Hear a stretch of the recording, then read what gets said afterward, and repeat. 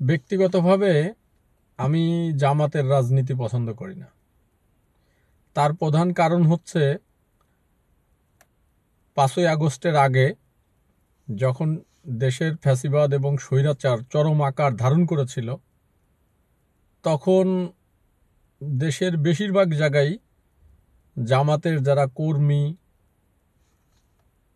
এবং অঙ্গ সংগঠনের যারা নেতৃবৃন্দ, তারা বেশিরভাগই স্বৈরাচারের দোসর, ফ্যাসিবাদের দোসর, আওয়ামী লীগের সাথে মিলেমিশে তাদের সাথে থেকে হালুয়া রুটির ভাগ নিয়েছে, চাকরি নিয়েছে, সমস্ত ধরনের সুযোগ সুবিধা নিয়েছে। আপনারা জানেন যে আওয়ামী লীগের সাথে যারা ছিল তারা কিন্তু সব ধরনের সুযোগ সুবিধাই ভোগ করেছে। তারা মসজিদ, টিআর, কাবিখা থেকে শুরু করে সামাজিক সংগঠনের নামে বরাদ্দ ভাগের অংশ কিন্তু তারা নিয়েছে। ঈদ, রোজা, পূজা, এলাকার যে কোনো সামাজিক যেসব অনুষ্ঠান হয়ে থাকে, স্কুল, কলেজ, মাদ্রাসা, সব জায়গাতেই কিন্তু তারা পুরোপুরি ভাগ নিয়েছে।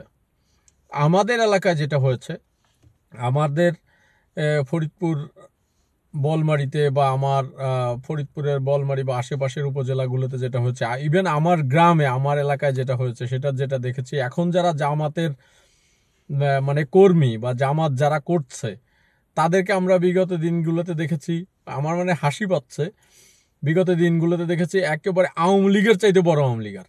মানে আওয়ামী লীগাররা তো মানে আওয়ামী লীগই, কিন্তু তাদের সাথে থেকে তারা সব ধরনের সুযোগ সুবিধা নিয়েছে।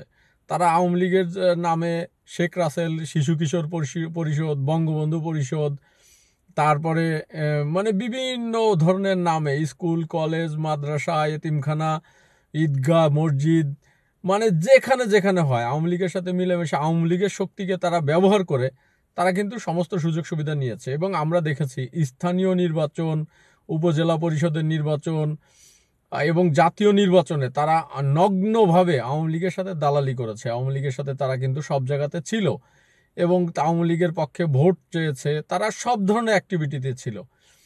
এটা আমাদের একদম দেখা, আমরা যাদেরকে দেখেছি বিগত দিনগুলোতে তারা দেখেছি। আমরা এখন ৫ই আগস্টের পরে দেখলাম তারা আওয়ামী লীগ বিরোধিতা করছে, তারা বিএনপির সাথে যে আওয়ামী লীগ পুনর্বাসন বা অন্য অন্য ব্যাপারে যে হ্যাঁ বিএনপিতেও পুনর্বাসিত হচ্ছে, বিএনপির হাইব্রিড, চাটুকার, দালাল, স্বৈরাচারের দোসর যারা ছিল তারাও বিএনপিতে হাইব্রিডদেরকে বা আওয়ামী লীগারদেরকে পুনর্বাসন করছে, জামাতও করছে। কিন্তু জামাত তো মানে সরাসরি তারা আওয়ামী লীগ ছিল। ইভেন আমার উপজেলায় যেটা আমি বলি, আমার উপজেলায় যিনি আওয়ামী লীগের সভাপতি মোসা মিয়া, তাকে আমি বলে থাকি জামাতের সভাপতি।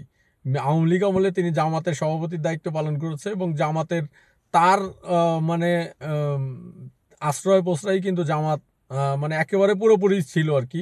ইভেন এখন যিনি জামাতের আমির, তাকে আমি বলে থাকি আওয়ামী লীগের সভাপতি, কারণ জামাতের যিনি এখন আমির, তার আশ্রয় প্রশ্রয় এবং আমাদের পৌর জামাতের আমির সহ অন্য যারা আছে তারা কিন্তু একেবারে মানে সুনির্দিষ্টভাবেই, সুস্পষ্টভাবেই তারা আওয়ামী লীগের লোকজনকে কিন্তু মানে একদম পুনর্বাসিত করছে, তারা রাজনৈতিকভাবে শেল্টার দিচ্ছে। ইভেন আমার গ্রামে সবচাইতে স্বৈরাচারের দোসর, একদম ফ্যাসিবাদ লুটপাটকারীদের দোসর, এরকম লোকজন জামাতের শেল্টারে রয়েছে। এবং তারা এবং জামাতের সেই সব জায়গায় যারা জামাত ছিল তারা কিন্তু একসময় মানে এই আওয়ামী লীগের প্রধান সহযোগী ছিল, বরং আওয়ামী লীগ নেতারা ওইসব আওয়ামী লীগারদের কাছে ভিড়তে পারে নাই। কিন্তু জামাত কিন্তু তাদের মানে সার্বক্ষণিক সঙ্গী, মনে হয় যে ২৪ ঘন্টা সঙ্গী বললেও ভুল হবে না। শুধু এই কারণে আমরা আসলে মানে ব্যক্তিগতভাবে আমি জামাতকে আসলেই পছন্দ করি না।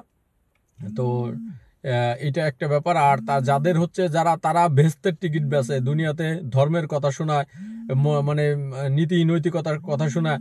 আরে বাবা, আপনারা তো মানে নির্যাতন নিপীড়নের মানে সময় সহকর্মীদের পাশে দাঁড়ানি নাই এবং তখন স্বৈরাচারের পক্ষে কাজ করেছেন। নীতি নৈতিকতার কথা আপনারা কিভাবে শোনান? ধর্মের বাণী আপনারা কিভাবে শোনান? নামাজ পড়লেই সবাই ভেস্তে যাবে, বিষয়টা এরকম না। নামাজ না পড়লেও নামাজ পড়েও কিছু মানুষ দোজখে যাবে। কপালে দাগ ফেলে দিলেই যে তারা সাচ্চা মুসলমান, বিষয়টা কিন্তু এরকম না। মানে মুসলমান মানে ওই দাগ পরা লোকজনও মুনাফিক বেঈমান হয়, এটা আসলে না দেখলে বোঝা যায় না। ইভেন আমাদের এলাকায় আমি একটা জিনিস দেখি যে কিছু লোক আছে যারা তারা আওয়ামী লীগের সময় আওয়ামী লীগ, বিএনপির সময় বিএনপি, জামাতের মানে জামাতের সাথে মিলেমিশে আছে। আবার মানে বিগত দিনগুলোতে তারা ছিল সবচেয়ে বড় আওয়ামী লীগার, আবার এখন দেখি বিএনপির প্রথম কাতারে। পিকুলিয়ার লোকজন, এটা হাসি পায়। মানে নীতি নৈতিকতা যে নাই দুনিয়াতে, যে মানে আমি আজকে একজনকে বললাম, আমার এক বন্ধুকে বললাম যে দুনিয়াতে যে বেইমান দেখা যায়, ওদেরকে দেখলে বোঝা যায় যে দুনিয়াতে বেইমান কারা। আসলে বেইমানি যে দুনিয়াতে বেইমান মুনাফেক যে দেখা যায়, এদেরকে দেখা যায় যে এরা কিভাবে নীতি পরিবর্তন করে। নীতি পরিবর্তন করা, আদর্শ পরিবর্তন করা, নৈতিকতার পরিবর্তন করা, এগুলো এক ধরনের মুনাফেকি। সবাই ভালো থাকবেন। যারা ভিডিওটা দেখবেন, আপনাদের অবশ্যই আমি যৌক্তিক যৌক্তিক সমালোচনা পছন্দ করি, কিন্তু অযৌক্তিক গায়ে পড়ে কেউ ঝগড়া লাগাতে আসবেন না। সবাইকে ধন্যবাদ।